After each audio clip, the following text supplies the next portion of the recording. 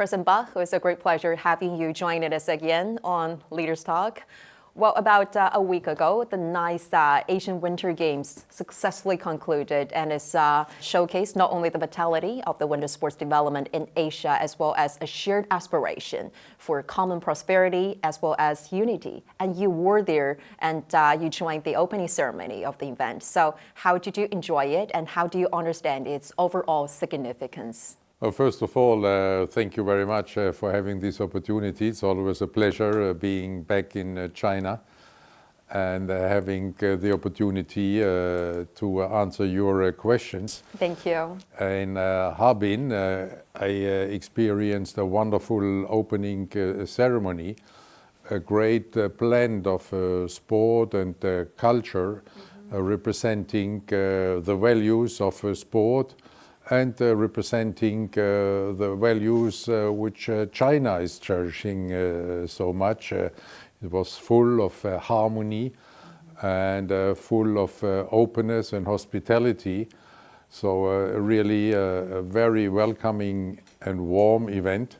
And afterwards, I think China could enjoy great winter sports and even great success by heading the medal table by far from the next nation. Mm-hmm. And also the winter sports development in the nation has been greatly elevated by hosting those major events with now over 300 million people engaging in winter sports.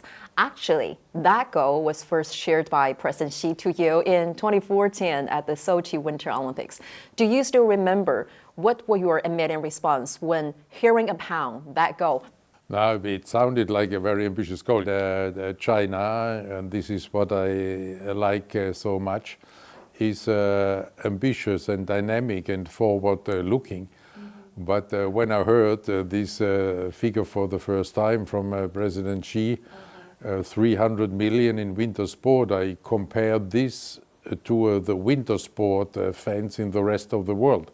Then, I realized that with this Olympic Winter Games, Beijing, we would have the opportunity to have a winter sport, and this is where we are now. Mm-hmm. With this huge growth and even overachieving this ambitious goal, and at the same time also on the elite level, seeing the Chinese athletes shine on the international scene by again heading the medal table at the Asian Winter Games. Mm-hmm. So sitting at a front row seat to witness this vision turning into reality, what do you believe is the most rewarding aspect of this transformation?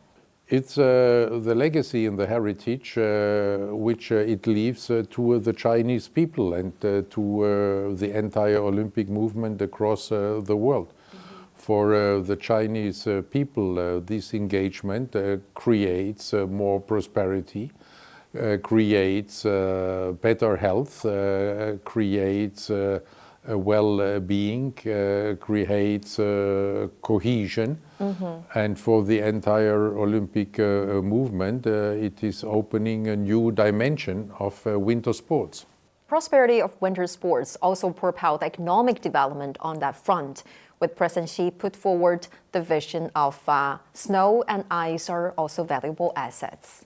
I'm sure of this because they can experience it firsthand when coming to China, getting this feeling and seeing the figures of the ever-growing contribution of the sports industry in general and the winter sports industry in particular. To the economic growth of China, and with this, to the prosperity of the people. Thomas Bach。2013年9月，德国人托马斯·巴赫从6位候选人中脱颖而出，成为第9任国际奥委会主席。曾在1976年奥运会上夺得男子花剑金牌的他，是第一位获得过奥运金牌的国际奥委会主席。在过往任职的11年中，巴赫多次到访中国。2022年，在北京冬奥会闭幕式致辞时，巴赫多次用中文向中国表示感谢和祝贺。谢谢中国，谢谢你们中国朋友，祝愿者，谢谢你们，祝贺中国。从2008年北京奥运会到2010年广州亚运会，从2022年北京冬奥会到2023年杭州亚运会，再到刚刚落幕的2025年哈尔滨亚冬会，中国推动奥林匹克运动蓬勃发展，步履不停。Over the past years, China has successfully hosted many major events, including the Beijing Winter Olympics, the Hangzhou Asian Games, etc. I think these are also very strong demonstration about the cooperation between China and IOC. So, President Bach, how would you evaluate the role in the promotion and the recognition of the Olympic movement on the international arena? There, China has made a huge contribution to the development of the Olympic movement in the past couple of years, and in many ways. At the very beginning of my mandate, China has hosted the Youth Olympic Games in Nanjing. And there, for the first time, together, we undertook this very innovative approach of introducing new sports, creating what we were calling at the time a sports lab. And from then on, the cooperation got closer and closer. So you have been mentioning Beijing 2022 Asian Games, but also all around the cooperation went very well. We are very grateful to China. With the multilateral approach China always took and supporting the mission of the IOC to unite the athletes from all countries, from the entire world, to come together in a peaceful competition. Beyond hosting those major events, some Chinese officials and pioneering athletes are now playing an important role in international sports organizations, including IOC, dedicating their wisdom and talent to the international Olympic cause. So, what is your interpretation of this increasing influence of China on this landscape? Well, that's well appreciated because we can only benefit from this experience. And we can only benefit from this Chinese spirit, of this forward-looking spirit, of this long-term thinking, of this dedication and determination, which we do not see everywhere in the world right now. And this is why this influence is greatly appreciated, and you can see this expressed in elections, in international sports federations, but also in the IOC, where China is really taking its place, the place it deserves. You've been to China many times, and you've been traveling extensively throughout the world. What do you believe is the most distinctive feature in terms of China's sporting developments, as well as all those major events it hosted? What impressed you the most about China's sporting development? There's so many. It starts at the grassroots, to see so many Chinese people practicing sports, and it ends at the elite level, to see Chinese athletes shining on the international level, on the Olympic stage, and to see the relevance sport is enjoying now in Chinese society. Again, at the universities, in the factories, wherever you look, sport has a relevance and is so impressive and inspiring, that you can make such substantial changes in such a huge country with such a huge population. On there, to see sport growing and shining in this way is really a great experience. When you first took office in 2013, you chose China as the very first stop for your overseas visit. So what do you believe are the most significant changes that you have witnessed in terms of its sporting development? And how do you interpret the vision of President Xi in building a sporting powerhouse and healthy China as an essential part as a modern socialist country? I could experience from the very beginning how the President Xi and the government was embracing sport in a, let's say, holistic way. Right. Looking at the values of sport for education, where we have now here in China maybe the biggest Olympic values education program worldwide. President Xi also made sure that school and physical activity gets more respect in the schools and universities. Before, the professors, the teachers, the parents, everybody in China thought sport would be a distraction from education. President Xi changed this attitude, and he really values the contribution of sport to education. That was a major change, and then following this, you could see the commitment there also on the elite level, and also widening the scope of the engagement. You first met President Xi in 2008, and just as you mentioned, had many interactions since then. And in 2017, you warmly hosted President Xi's historic visit to the headquarters of IOC in Lausanne. I guess that must be an unforgettable experience as well. And how do you perceive President Xi as a leader, President Bach?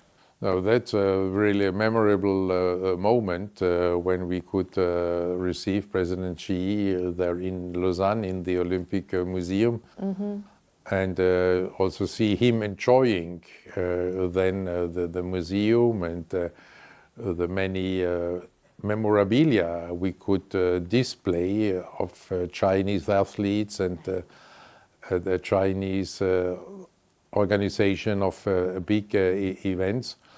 And there, like always, so during this visit, you can experience the President Xi as a visionary leader who is always looking far ahead and is considering issues from the end and having a clear goal.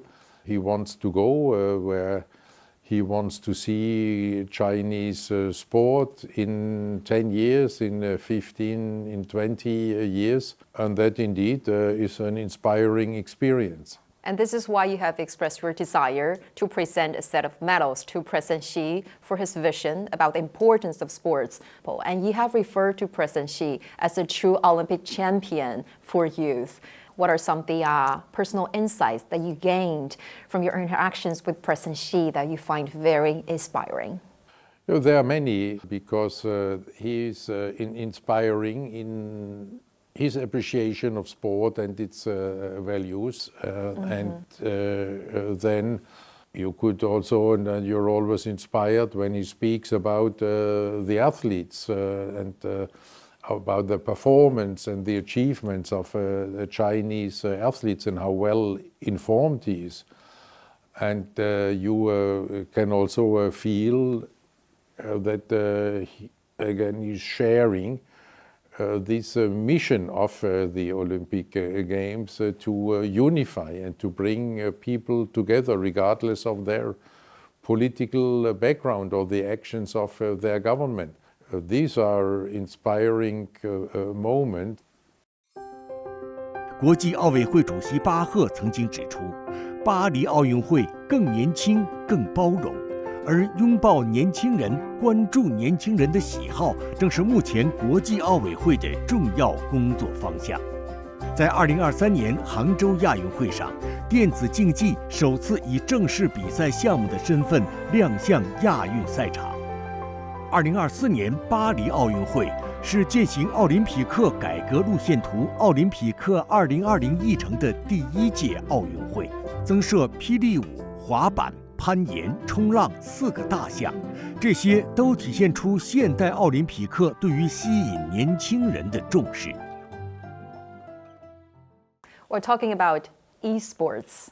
The IOC now endeavors to engage with young people, and the first ever Olympic esports games is going to be hosted in 2027 in Saudi Arabia. We started to try to get to know this community. We started to get to know also the economic background of these developments and of this games industry.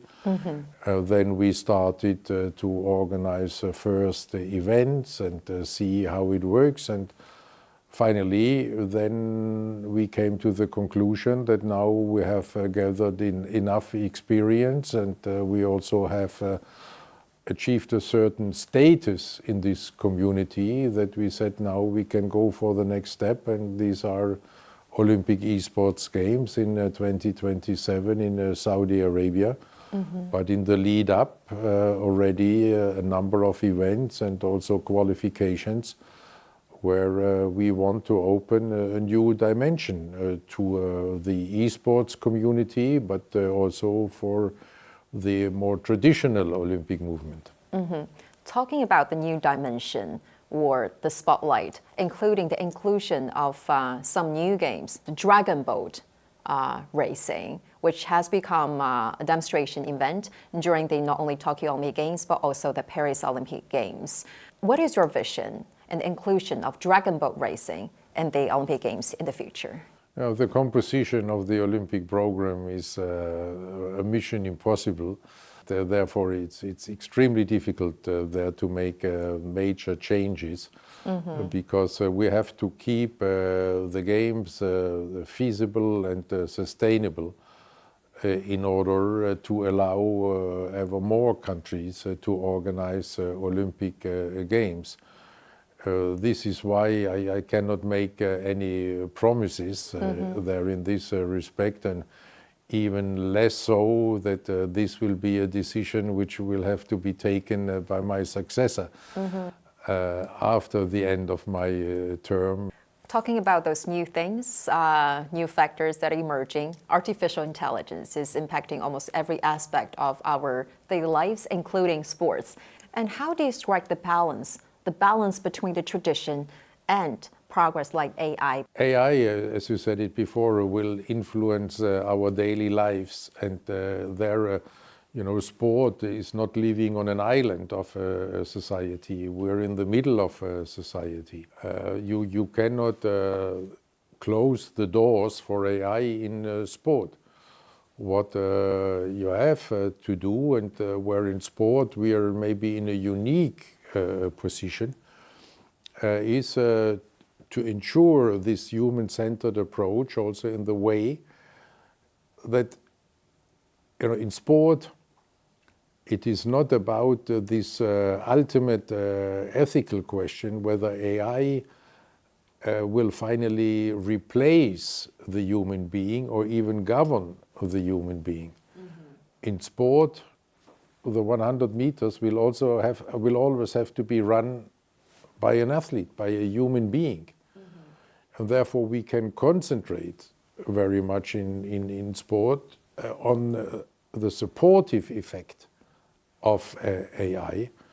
And these then the spectators will enjoy, because they will see athletes who are better trained than they can be trained now, because the training programs will much more personalized. They will be in a much better way able to following refereeing and judging in a number of sports. You will have less human error. In the end, together with other effects of AI, for the spectator, create a much more immersive experience of following the Olympic Games. President Bach, China Media Group, as a long-standing partner, has shared many memorable moments and milestones with you as well as IOC, including the launch of the CCTV Olympic channel, the record audience figure reached by China Media Group's broadcasting of Olympic Games, as well as those very innovative technologies applied in its coverage. So, how do you believe that China Media Group has contributed in this broadcasting landscape of Olympic Games, and how do you evaluate the partnership between our two sides? Now, this is an extremely dynamic development. I still remember, and again, it was with President Xi in 2015 when we discussed for the first time this idea of an Olympic channel, and President Xi was immediately appreciative of the idea.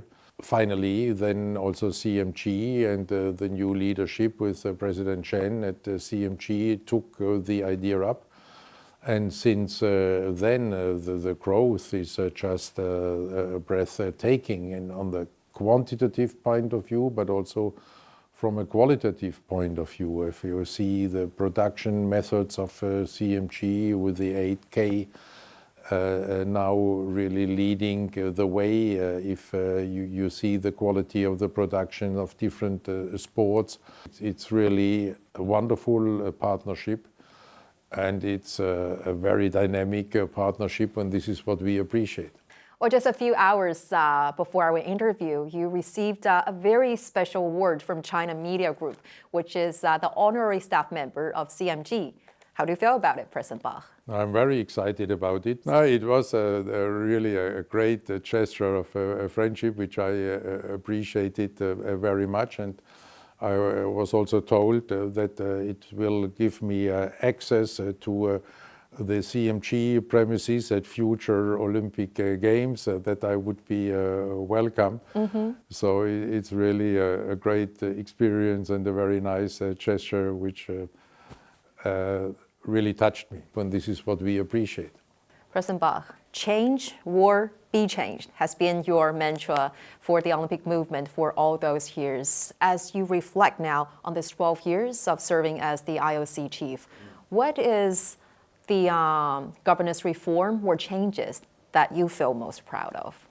We undertook quite a lot of changes, and again, I don't think you can single out one because it all has to be complementary at the end. It's a whole package. It's a whole package. To give an example, we have revolutionized the procedure to elect Olympic host cities, to make it more transparent, to make it more sober, and to eliminate all this political lobbying and lavish spending, and where even corruptive. All this we have eliminated. At the same time, we have reformed and revolutionized the organization of the Games. As such, made it more sustainable, made it more feasible. There are many more with regard to athletes' empowerment. Everything's intertwined. Exactly. That's what the word I was looking.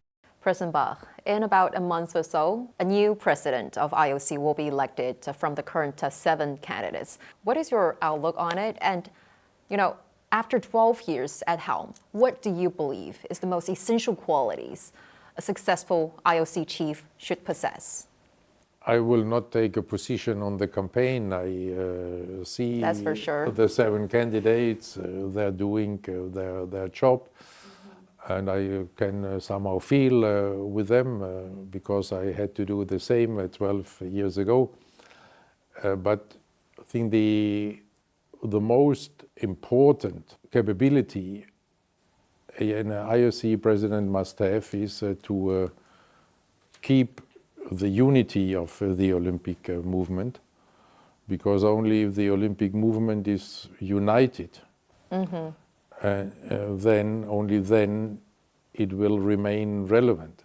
And this, on the other hand, requires the political neutrality the Olympic movement cannot take a position on political issues, as difficult as it may be sometimes. President Bach, you have expressed your strong opposition to the politicization of sports.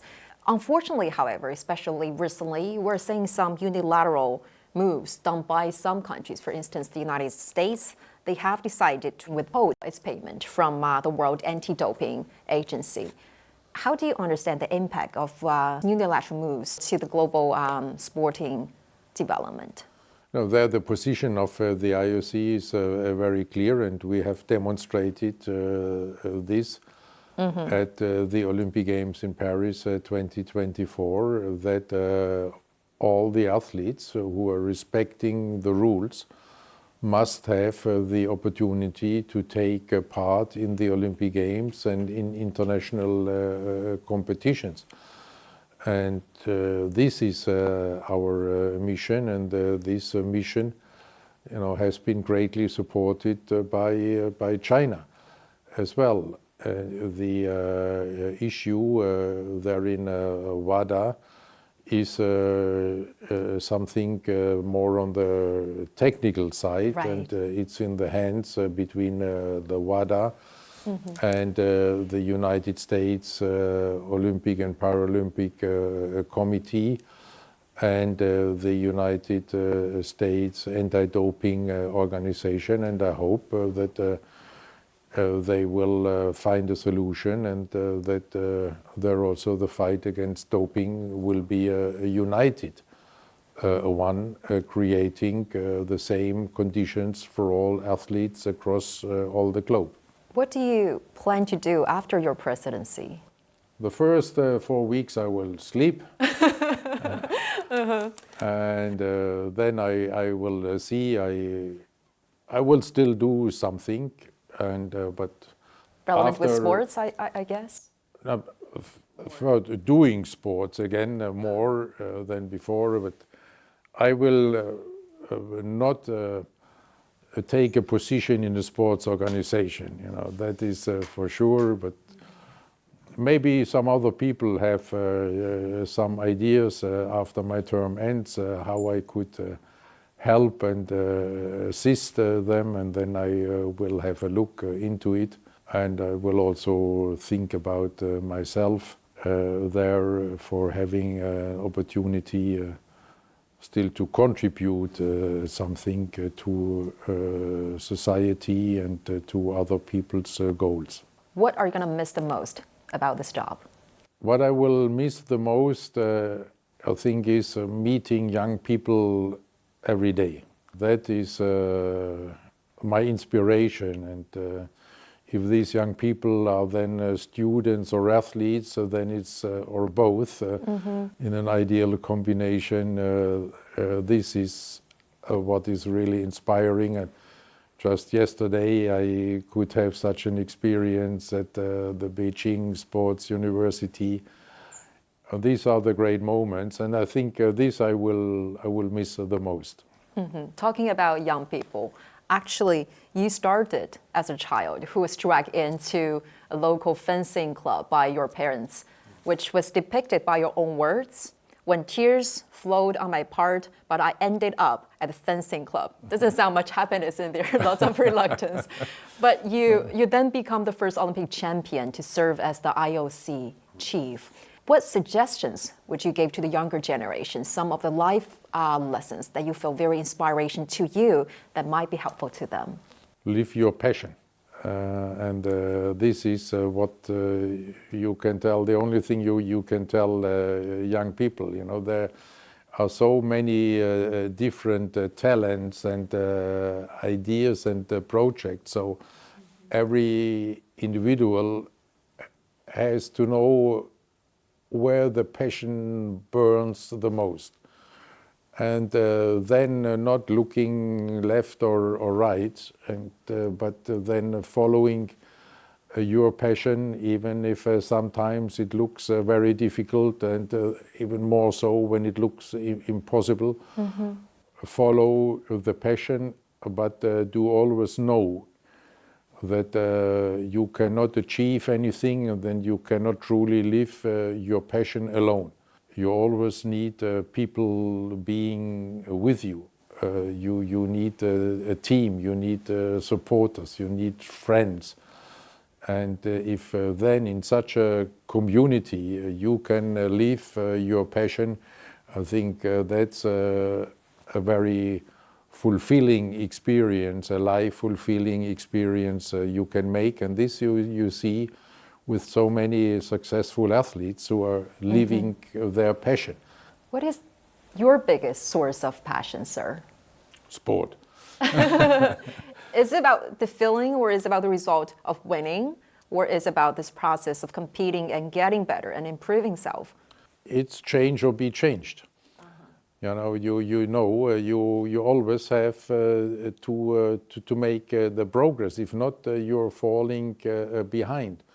It is a constant challenge you have. You never arrive to a moment where you say, now you're at a moment of perfection. You can always do better. And passion always drives you forward. And passion is always exposed to new challenges and to doubts. As always, it's a great pleasure talking to you, and many, many thanks for sharing with your very insightful views, and all the best. Thank you very much to you, and all the best for you and CMG. Thank you so much, President Bach.